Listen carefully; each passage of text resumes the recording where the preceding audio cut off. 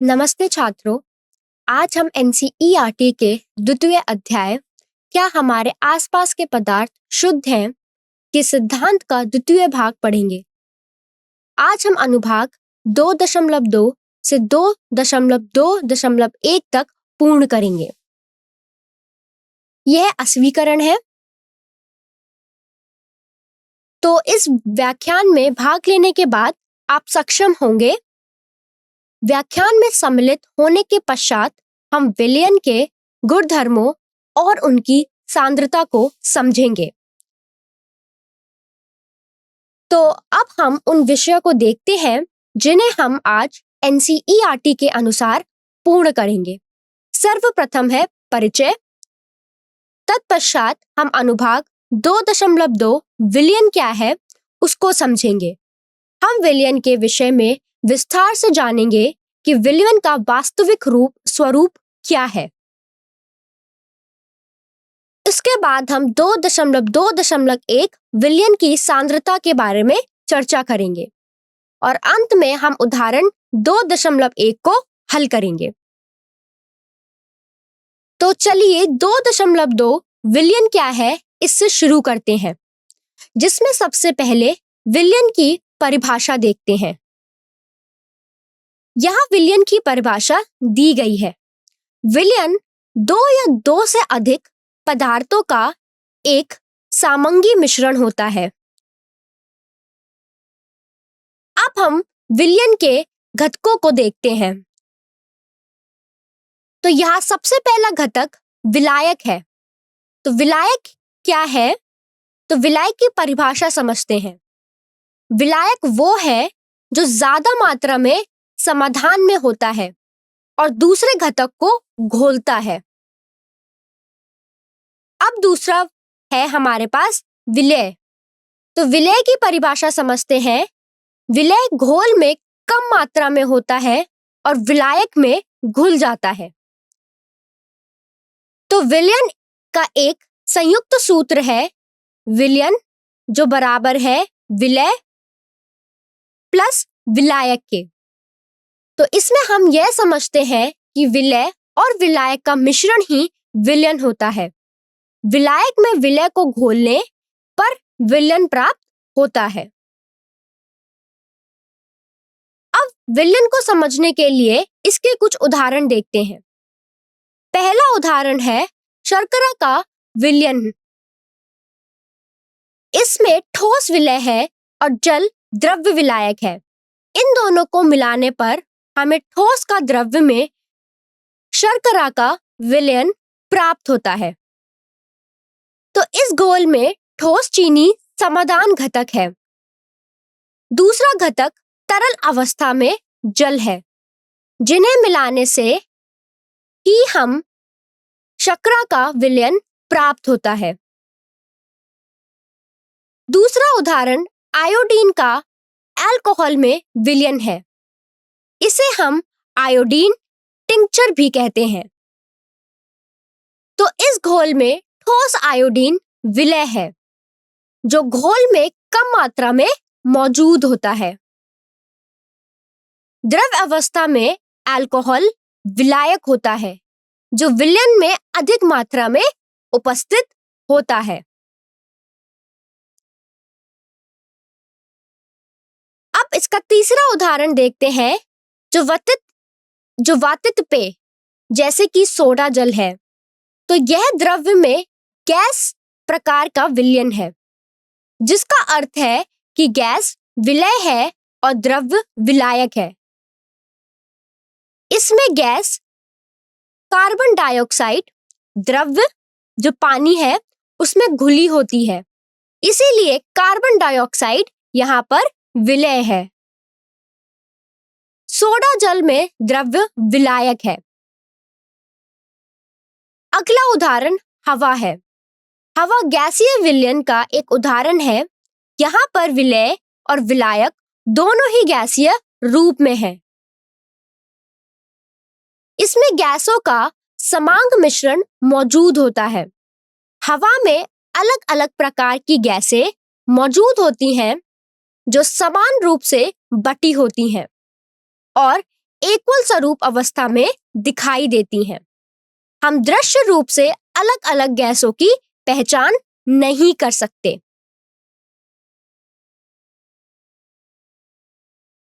हवा में मुख्य घातक है ऑक्सीजन जो 21% है, नाइट्रोजन जो 78% है। हवा में अन्य गैसें भी मौजूद होती हैं जो बहुत कम मात्रा में होती हैं। अब देखते हैं मिश्र धातुओं की परिभाषा। मिश्र धातु दो या दो से अधिक धातुएं अथवा एक धातु और एक अधातु का समांगी मिश्रण होती है। मिश्र धातुओं को बनाने के लिए धातुओं को पिघालने के बाद मिलाया जाता है जो ठंडा होकर ठोस में बदल जाता है। इसलिए एक मिश्र धातु को किसी भौतिक विधि से उसके घटकों में अलग नहीं किया जा सकता। तो मिश्र धातुओं को मिश्रण माना जाता है क्योंकि मिश्र धातुएं अपनी अवयवों के गुण प्रदर्शित करती हैं, यहाँ तक कि मिश्रण के बाद भी। इसीलिए इसे मिश्रण कहा जाता है। मिश्र धातुओं में उनके अवयवों का संगठन भी अलग अलग हो सकता है। यहाँ एक मिश्रण का गुण है। यह एक मिश्रण का गुण है। तो मिश्र धातु का उदाहरण दिया गया है पीतल। पीतल में 30% जस्ता और 70% तांबा का मिश्रण उपस्थित होता है। तो 30% जिंक और 70% कॉपर, जिसको हम तांबा कहते हैं। तो विलयन के समझने के बाद अब हम विलयन के गुण समझते हैं। तो विलयन एक समांग मिश्रण होता है जिसमें अलग अलग घटक समान रूप से मिश्रित होते हैं। अब यहाँ पे देखते हैं हम प्रकाश का प्रकीर्णन। तो विलयन का एक गुणधर्म प्रकाश का प्रकीर्णन है। विलयन चूंकि एक समांगी मिश्रण है, इसीलिए यह अपने कणों द्वारा प्रकाश की किरण को प्रकीर्णित नहीं करता। अंततः विलयन के भीतर प्रकाश का मार्ग दिखाई नहीं देता। विलयन के कण आकार में अत्यंत सूक्ष्म होते हैं। इन कणों का व्यास 1 नैनोमीटर से भी कम होता है, इसीलिए हम इन्हें अपनी आंखों से देख नहीं पाते। जब विलयन को बिना किसी विक्षोभ के छोड़ दिया जाता है तो उसके कण नीचे नहीं बैठते। इसका अर्थ है कि विलय पूर्णतः घुला हुआ है और विलयन स्थायी होता है। चूंकि विलयन स्थायी होता है, इसके कणों के मिश्रण से छानने की प्रक्रिया द्वारा भी पृथक नहीं किया जा सकता। कणों का आकार इतना सूक्ष्म होता है कि वे फिल्टर पेपर के छिद्रों से निकल जाते हैं और पृथक नहीं होते। अब हम विलयन की सांद्रता के विषय में चर्चा करते हैं। विलयन की सांद्रता से तात्पर्य है कि विलयन की एक निश्चित मात्रा में विलय की कितनी मात्रा उपस्थित है। यदि विलयन में विलय की मात्रा अधिक होती है तो उसे सांद्र विलयन कहा जाता है। जब सांद्रता के आधार पर विलयन अलग अलग प्रकार के हो सकते हैं, तो अब हम सांद्रता के आधार पर इनके प्रकार देखते हैं। पहला प्रकार है तनु विलयन। इस प्रकार के विलयन में विलय विलायक की तुलना में कम मात्रा में उपस्थित होता है। तनु विलयन में विलायक अधिक मात्रा में होता है। अगला प्रकार है सांद्र विलयन। इस विलयन में विलय की मात्रा विलायक में अधिक मात्रा में घुली होती है। सांद्र विलयन में विलायक की मात्रा कम होती है और विलय की मात्रा अधिक होती है। अब अगला प्रकार है संतृप्त विलयन। दिए गए तापमान पर एक विलयन जिसमें दिए गए विलायक में विलय की अधिकतम मात्रा घुल चुकी है, इसका मतलब है समान तापमान पर और विलय कण उसमें नहीं घोल सकते। इसी विलयन को हम संतृप्त विलयन कहते हैं। अगला प्रकार है असंतृप्त विलयन, जो संतृप्त विलयन के विपरीत होता है। इसका मतलब है कि इस विलयन में दिए गए तापमान पर और ज्यादा विलय घोला जा सकता है। ध्यान रहे कि तापमान बढ़ाने पर विलय कणों की विलेयता भी बढ़ जाती है। अब चलिए अगला महत्वपूर्ण शब्द समझते हैं, विलेयता। विलेयता यह दर्शाती है कि किसी निश्चित तापमान पर एक संतृप्त विलयन में कितनी विलय मात्रा उपस्थित रह सकती है। परमाणु अथवा अणु तब तक विलयन में घुलते रहते हैं जब तक कि विलयन संतृप्त नहीं हो जाता। तो चित्र में हम देख सकते हैं कि जैसे नमक जल में एक निश्चित सीमा तक ही घुल सकता है, उसके पश्चात अतिरिक्त नमक स्थिर हो जाता है। यही विलेयता का व्यवहारिक उदाहरण है। सांद्रता बढ़ने के साथ विलेयता में कमी आती है। परीक्षण नलिका में असंतृप्त एक संतृप्त विलयन को पृथक रूप से दर्शाया गया है। संतृप्त विलयन में संतृप्ति के पश्चात मिलाया गया विलय घुलता नहीं है और तल पर निक्षेपित हो जाता है, मतलब जमा हो जाता है। अब हम क्रियाकलाप 2.3 करेंगे, जिसमें हम विलेयता पर तापमान के प्रभाव को समझेंगे। तो सबसे पहले इस गतिविधि की प्रक्रिया देखते हैं। दो अलग अलग बीकर में लगभग 50 ml पानी लेना है। अब एक बीकर में नमक और दूसरे बीकर में चीनी अथवा बेरियम क्लोराइड लेना है और साथ साथ बीकर को हिलाना है ताकि विलयन के घटक भली भांति मिश्रित हो जाएं। हमें विलय को बीकर में तब तक मिलाना है जब तक कि संतृप्त बिंदु प्राप्त ना हो जाए, अर्थात जब तक विलयन में और अधिक विलय ना घुल सके, तब तक हमें विलय को सम्मिलित करना है। अब हम दोनों बीकरों को गर्म करना है, जिससे बीकर की सामग्री के तापमान में लगभग 5 डिग्री सेल्सियस की वृद्धि हो जाएगी। तापमान बढ़ाने से विलेयता भी बढ़ जाती है, इसीलिए हमें विलयन में और अधिक विलय सम्मिलित करना है और उसे भली भांति घोलना है।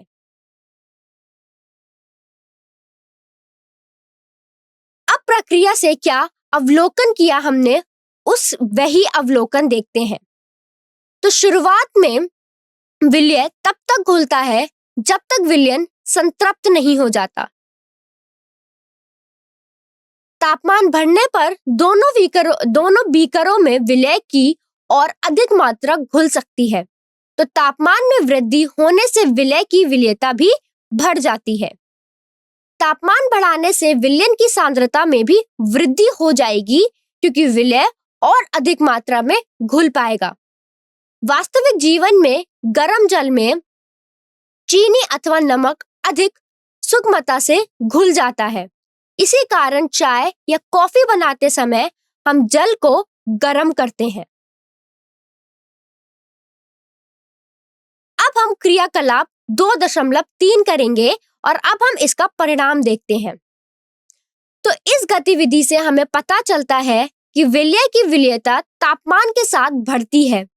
विलयन का तापमान बढ़ाने से और विलय इसमें घुल सकता है। तो दिए गए आयतन में विलय की मात्रा तापमान बढ़ाने से बढ़ जाती है। उच्च तापमान पर ठोस विलय की विलेयता अधिक होती है। इससे हमें यह ज्ञात होता है कि किसी भी विलयन की सांद्रता तापमान पर निर्भर करती है। चूंकि तापमान बढ़ाने से विलयन में और अधिक विलय घुल जाता है, इसका अर्थ है कि विलयन अधिक सांद्र हो जाता है। अब अब हम देखेंगे कि विलयन की सांद्रता को व्यक्त करने की विधियां क्या है। तो एक विलयन की सांद्रता को हम अलग अलग तरीकों से लिख सकते हैं। किसी समाधान के घटक की सांद्रता को परिभाषित करने का सबसे पहला तरीका है द्रव्यमान प्रतिशत द्रव्यमान। इसे इसे प्रतिशत में लिखा जाता है। यह हमें बताता है कि कुल समाधान के द्रव्यमान में विलय का कितना द्रव्यमान उपस्थित होता है। दूसरा तरीका है द्रव्यमान प्रति आयतन प्रतिशत। यह हमें बताता है कि विलयन के दिए गए आयतन में कितना विलय का द्रव्यमान उपस्थित है। और तीसरी विधि है आयतन द्वारा आयतन प्रतिशत। यह हमें बताता है कि विलयन में दिए गए आयतन में विलय का कितना आयतन उपस्थित है। अब हम उदाहरण 2.1 को हल करते हैं। उदाहरण समस्या है एक विलयन में 320 ग्राम पानी में 40 ग्राम सामान्य नमक है। विलयन के द्रव्यमान प्रतिशत के संदर्भ में सांद्रता की गणना करें। अब हल देखते हैं। हमें एक विलय जो लवण है का द्रव्यमान दिया गया है 40 ग्राम। इसके साथ विलायक का द्रव्यमान जो कि पानी है 320 ग्राम दिया गया है। अब विलयन के द्रव्यमान की गणना करने के लिए विलय या विलायक के द्रव्यमान को जोड़ देते हैं। तो 40 ग्राम में जोड़ देंगे 320 ग्राम तो आएगा 360 ग्राम। तो विलयन की सांद्रता द्रव्यमान द्वारा द्रव्यमान प्रतिशत में परिकलित करने के लिए सूत्र का प्रयोग करते हैं। तो विलयन का द्रव्यमान इसको मल्टीप्लाई करते हैं 100 से। अब दिए गए मानों को सूत्र में रखने पर हमारा उत्तर 11.1% प्राप्त होता है। तो अंत में व्याख्यान का सारांश देखते हैं। तो आज जो भी मुख्य अवधारणाएं हमने पूर्ण की हैं उन पर दृष्टि डालते हैं। सर्वप्रथम विलयन की परिभाषा। विलयन 2 या 2 से अधिक पदार्थों का एक समांगी मिश्रण होता है। विलयन विलय और विलायक का मिश्रण होता है। विलय कम मात्रा में और विलायक अधिक मात्रा में विलयन में उपस्थित होते हैं। मिश्र धातु क्या है? मिश्र धातु एक मिश्रण है। 2 या 2 से अधिक धातुएं या फिर एक धातु और एक अधातु के मिश्रण को मिश्र धातु कहते हैं। विलयन की सांद्रता को परिभाषित करने के लिए एक विधि द्रव्यमान द्वारा द्रव्यमान प्रदर्शित है। इसके माध्यम से हमें यह ज्ञात होता है कि विलयन के लिए गए द्रव्यमान में विलय का कितना द्रव्यमान उपस्थित है। धन्यवाद छात्रों।